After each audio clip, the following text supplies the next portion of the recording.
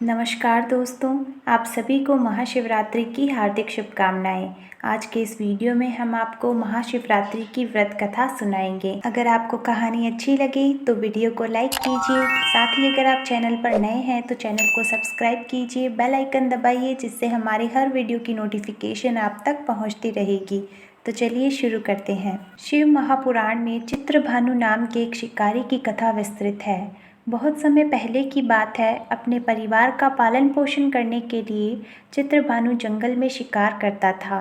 उसकी परिस्थिति अत्यंत गरीब होने के कारण उसने साहूकार से कर्ज लिया था, जिसे वो चुका नहीं पाया।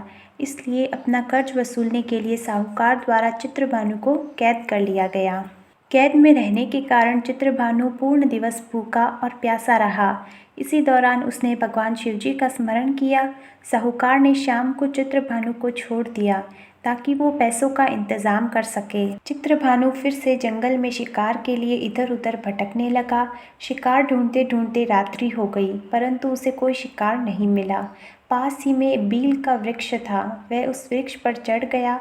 उस वृक्ष के नीचे एक शिवलिंग भी मौजूद थी। चित्रभानु के वृक्ष पर चढ़ने के कारण कुछ बेलपत्र टूटकर शिवलिंग पर गिर गए। चित्रभानु पूरे दिन भूखा प्यासा था। रात में अनजाने में शिवलिंग पर बेलपत्र अर्पित कर रहा था। तभी रात्रि के समय एक गर्भवती हिरनी तालाब के पास आई। चित्रभानु उसका शिकार करने ही वाला था कि हिरनी ने उससे कहा कि वो गर्भवती है और बच्चे को जन्म देने वाली है। हिरनी ने उसे यह भी कहा कि अपने बच्चे को जन्म देने के पश्चात वो वहाँ वापस आ जाएगी और उसका शिकार बन जाएगी। चित्रभानु ने हिरनी की बातों को सुनकर उसे जाने दिया और इस तरह पर्व महाशिवरात्रि का प्रथम पहर बीत गया। चित्रभानु वापस से शिकार की तलाश करने लगा ही था, तभी वहाँ पर एक दूसरी हिरनी पहुँची। जैसे ही चित्रभानु ने हिरनी को देखा, वो शिकार करने के लिए फिर से तैयार हो गया। किंतु तभी हिरनी ने चित्रभानु से कहा कि वो अपने पति को ढूंढ रही है।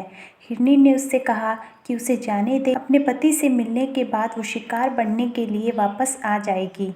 चित्रभानु ने बिना शिकार किए ही उस हिरनी को भी जाने दिया और इस तरह शिवरात्रि का आखिरी पहर भी बीत गया। चित्रभानु के वृक्ष पर होने की वजह से फिर से बेलपत्र शिवलिंग पर गिरी, जिससे अनजाने में ही सही पर दूसरे पहर की पूजा भी हो गई। कुछ समय के पश्चात तीसरी हिरनी वहां आई। उसके साथ उसके बच्चे भी थे। फिर से चित्रभानु शिकार के लिए तैयार हो गया, किंतु उतने में ही हिरनी ने कहा कि उसे जाने दे, वह इन बच्चों को उनके पिता के पास छोड़कर वापस आ जाएगी। इस तरह तीसरी हिरनी के वार्तालाप से चित्रभानु ने उसे भी जाने दिया और इस तरह चित्रभानु ने रात्रि में जागरण किया और पूरे दिन उपवास रखा। गरीब चित्रभानु अपने परिवार और कर्ज को लेकर चिंतन कर रहा था कि वहां से एक हिरण गुजरा। हिरण का शिकार चित्रभानु करता उससे पहले हिरण ने कहा, यदि तुमने 3 हिरनी और उनके बच्चों को मृत कर दिया है तो तुम मुझे भी मार दो, और यदि तुमने उन्हें नहीं मारा तो मुझे भी छोड़ दो। मैं वादा करता हूँ अपने परिवार के साथ वापस यहाँ आऊँगा। तब चित्रभानु ने हिरण को सारी घटना का विश्लेषण किया। तब हिरण ने उससे बताया कि वह 3 हिरनियाँ उसकी पत्नियाँ थीं और यदि तुमने मुझे मार दिया तो जिन 3 हिरनियों को तुमने छोड़ा है वो अपना वचन पूर्ण नहीं कर पाएंगी।